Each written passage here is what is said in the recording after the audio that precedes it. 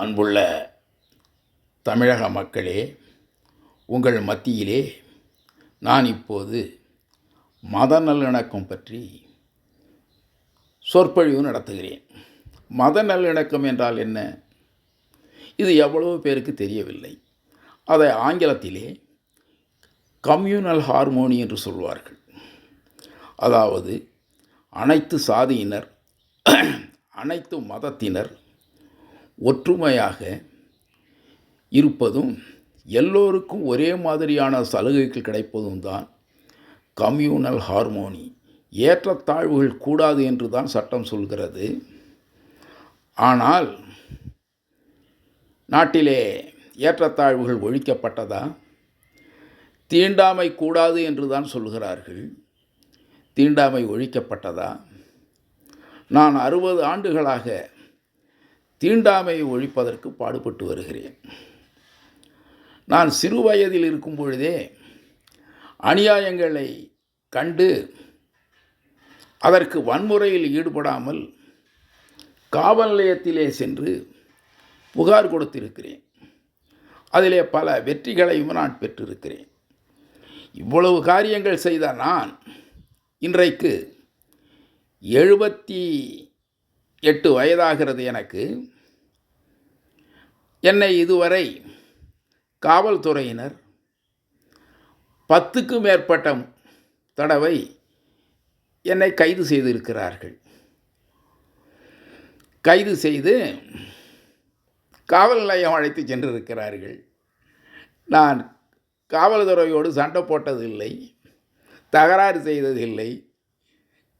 அதை நான் வணங்கி ஏற்றுக்கொண்டு தான் காவல் நிலையங்களுக்கு சென்றிருக்கிறேன். 1984ஆம் ஆண்டு நான் பத்திரிகை ஆசிரியராக இருந்தேன். அப்போது என்னுடைய பத்திரிகையில் ஒரு கட்டுரை வெளியிட்டேன். அது சட்டப்படியான கட்டுரை. ஆனாலும் என் மீது விரோதம் கொண்டவர்கள் உள்ளூரில் புகார் கொடுத்தார்கள். உள்ளூர் காவல்துறை என்னை கைது செய்யவில்லை. அதனால் டிஜிபிக்கு புகார் கொடுத்தார்கள். டிஜிபி என்ன செய்தார்கள்? உள்ளூர் காவல்துறைக்கு ஒயர்லெஸில் சொன்னார்கள் அந்த காலத்திலே, இவரை கைது செய்து விசாரியுங்கள். என்னை இரவு 1 மணி அளவில் பனி ஊற்று என்று ஊத்துது பனி, தாங்க முடியாத பனி. அப்பொழுது காவல்துறையினர் என்னை வந்து என் அலுவலகத்தை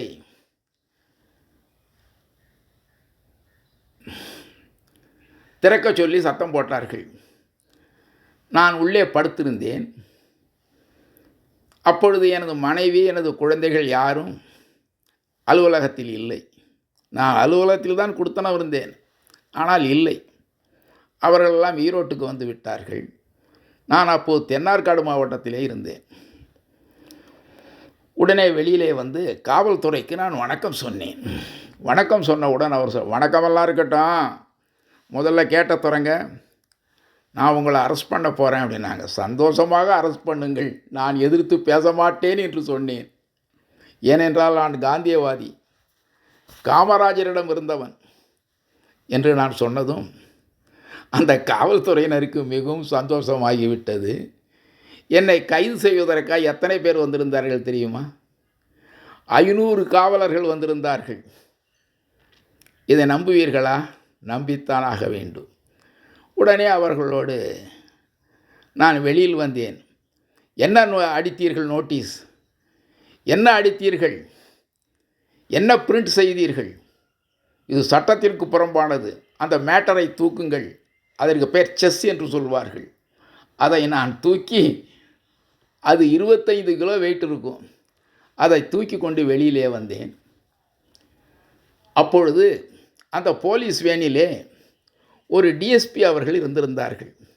அவர்கள் லைட்டை அணைத்து விட்டு இருட்டில் உட்கார்ந்திருந்தார்கள். என்னை கொண்டு போய் அந்த டிஎஸ்பியிடம் நிறுத்தினார்கள்.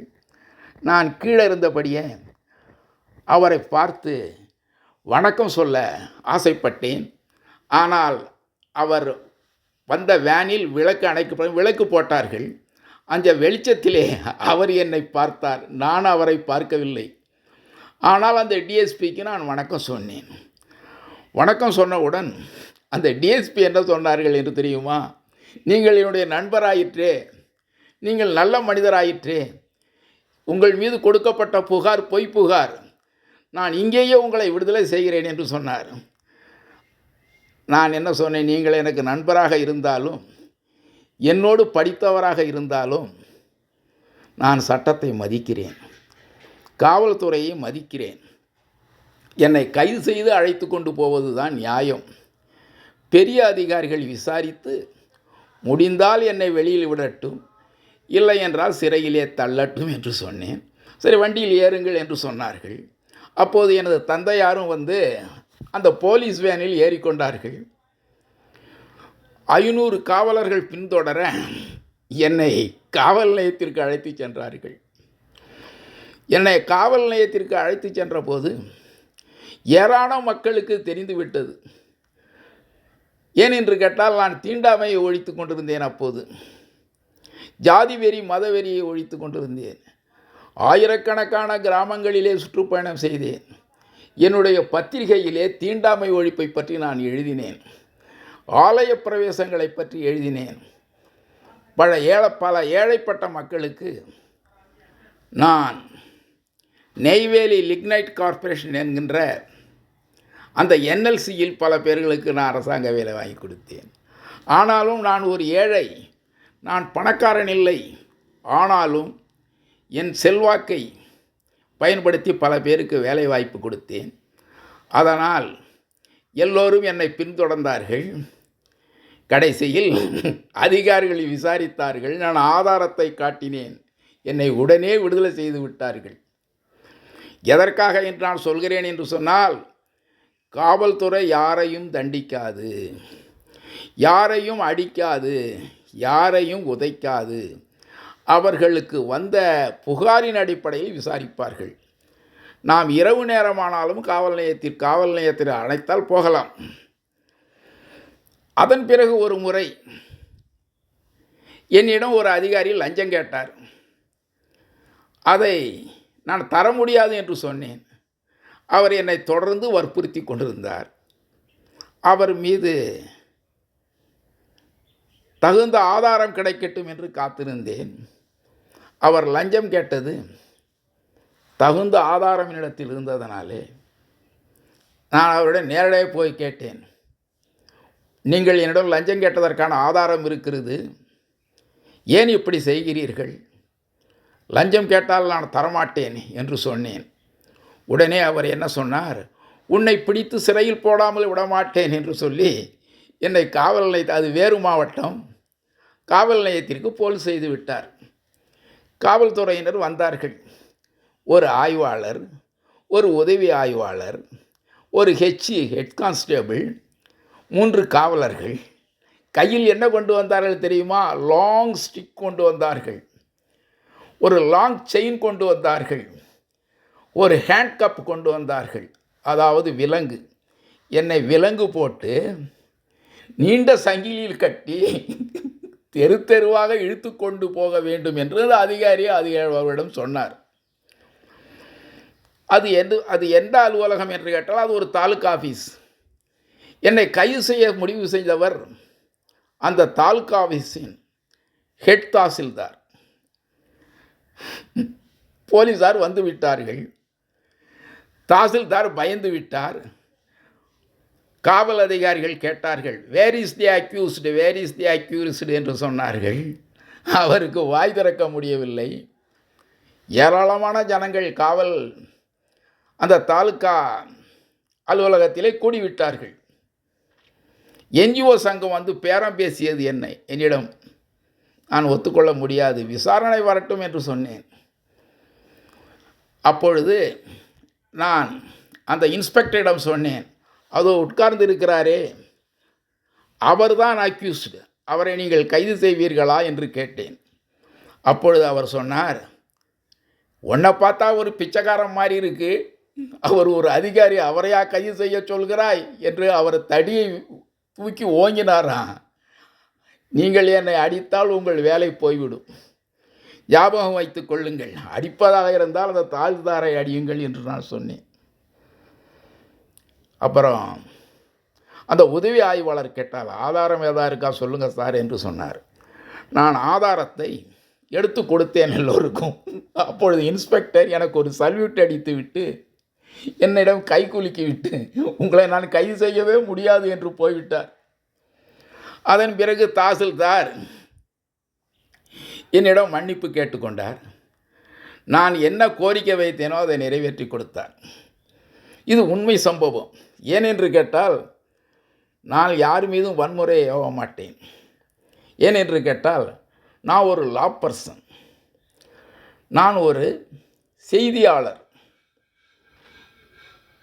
தெருவோர செய்தியாளர். நான் செய்திகளை சேகரித்து அதுக்கு ஊடகங்கள் மற்றும் செய்தித்தாள்களை அனுப்புவது என்னுடைய வேலை.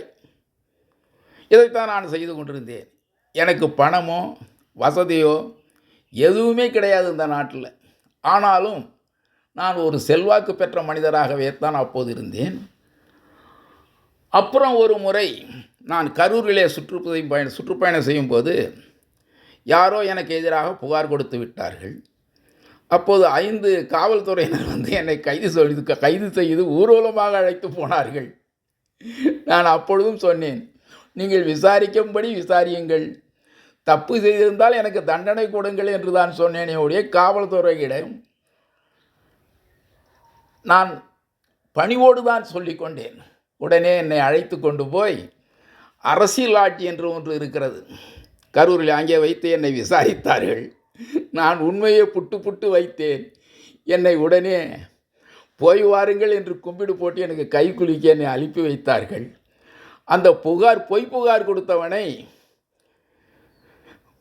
கொண்டு வந்து காவல் நிலையத்தில் வைத்து விசாரித்தார்கள். ஏன் இதை நான் சொல்கிறேன் என்று சொன்னால், நான் எப்போதும் சட்டத்துக்கு கட்டுப்பட்டு தான் நடப்பேன். சட்டம்தான் என்னுடைய உயிர். அது மட்டுமல்ல, இப்போது நான் சொல்லிக்கொள்கிறேன், இந்த நாட்டிலே காவல்துறையினர் குறைந்த சம்பளத்திற்கு கஷ்டப்படுகிறார்கள். வழக்கறிஞர்களுக்கு போதிய வருமானம் இல்லை. நீதிபதிகளுக்கு குறைந்த சம்பளம் வழங்கப்படுகிறது. பிஇ படித்தவர்கள், எம்பிஏ படித்தவர்கள், எம்இ படித்தவர்களுக்கு வேலைவாய்ப்பு இல்லை. தமிழகம் பொருளாதாரத்திலே முன்னணியில் இருக்குது என்று சொல்கிறார்கள். வெளிநாட்டு முதலீடுகள் புரிந்துணர்வு ஒப்பந்தம், மெமோரண்டம் ஆஃப் அண்டர்ஸ்டாண்டிங் என்று சொல்வார்கள், ஏராளமான முதலீடுகள் குவிந்துள்ளதாக சொல்கிறார்கள். ஆகவே இந்த எம்பிஏ படித்தவர்கள், பிஇ படித்தவர்கள், இவர்களுக்கு அரசு வேலைவாய்ப்பை உறுதி செய்ய வேண்டும். அடுத்தபடியாக வழக்கறிஞர்கள் வருமானம் இல்லாமல் கஷ்டப்படுகிறார்கள். அந்த வழக்கறிஞர்களுக்கு போதுமான சம்பளத்தை அரசு வழங்க வேண்டும். சில வழக்கறிஞர்கள் உதவியாளர் இல்லாமல் நீதிமன்றத்துக்கு வருவதை நான் பார்த்திருக்கிறேன். ஏனென்று கேட்டால், சொற்ப வருமானம், மாதம் 10,000, 5,000 தான் வருகிறது ஒரு வழக்கறிஞருக்கு. அவர் எப்படி உதவியாளரை வைத்துக்கொள்ள முடியும்? ஆகவே அந்த உதவியாளரை வைத்துக்கொள்வதற்கு அரசு சம்பளம் வழங்க வேண்டும். வழக்கறிஞர்களின் உதவியாளர்களுக்கு அரசாங்கமே சம்பளம் வழங்க வேண்டும். வழக்கறிஞர்களுக்கு சம்பளம் கொடுக்கக்கூடிய அளவிற்கு வசதி இல்லை. யாரோ சில வழக்கறிஞர்கள் கோடியாக சம்பாதிக்கலாம், அது கணக்கில் வராது. பொதுவாக தமிழக வழக்கறிஞர்கள் ஏழ்மையில் வாழ்கிறார்கள். அது மட்டும் அல்லாமல் ஓய்வு பெற்றவர்கள் குறைந்த ஓய்வூதியத்தில் கஷ்டப்படுகிறார்கள். இன்றைக்கு தங்கத்தின் விலை ஏறிக்கொண்டே போகுது, ரூபாயின் மதிப்பு குறைந்து கொண்டே போகுது. அதனால் இந்த ஓய்வு பெற்ற அரசு ஊழியர்களுக்கு சம்பள உயர்வு, அந்த ஊதிய உயர்வை உயர்த்தி கொடுக்க வேண்டும். நீதிபதிகளுக்கு சம்பளம் அதிகமான அளவு கொடுக்க வேண்டும். மேஜிஸ்ட்ரேட்டுகளுக்கு சம்பளம் அதிகமாக கொடுக்க வேண்டும். இன்னும் பல அரசு அதிகாரிகளுக்கு சம்பளம் அதிகமாக கொடுக்க வேண்டும். காவல்துறையினருக்கு காவலர் முதல் டிஜிபி வரை அதிக சம்பளம் வழங்க வேண்டும் என்பது என்னுடைய தாழ்மையான கருத்து. நான் தான் சோஷியல் ரீஃபார்மர், லா பர்சன், தெருவோல செய்தியாளர், டிஜேபி பாஸ்கர், ஈரோடு. நான் இன்னும் இந்த மக்களுக்காக சேவை செய்வேன். நான் எந்த துன்பம் வந்தாலும் தாங்கிக் கொண்டு இந்த நாட்டிலே அகிம்சை வழியை பின்பற்றி கொண்டே இருக்கிறேன். நான் காந்தியை பார்க்காவிட்டாலும் காந்திய கொள்கைகளை 60 ஆண்டுகளுக்கு முன்னாடியே படித்திருக்கிறேன். டாக்டர் அம்பேத்கர் அவர்களை நான் நேரில் பார்த்து பேசியிருக்கிறேன்.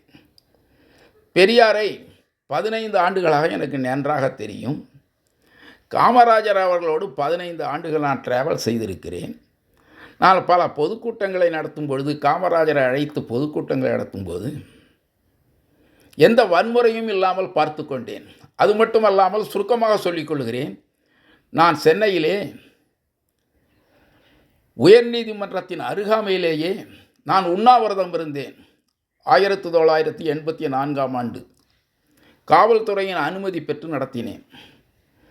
காலை 10 மணி முதல் மாலை 6 மணி வரை நடத்தினேன். எனக்கு காவல்துறையினர் எல்லா பாதுகாப்பும் கொடுத்தார்கள், என்னை பாராட்டினார்கள். எந்த வன்முறையும் இல்லாமல், யாரையும் திட்டாமல் நடத்தினேன். இதுவெல்லாம் வரலாறு. இந்த தமிழகத்திலே அனைத்து தரப்பினர்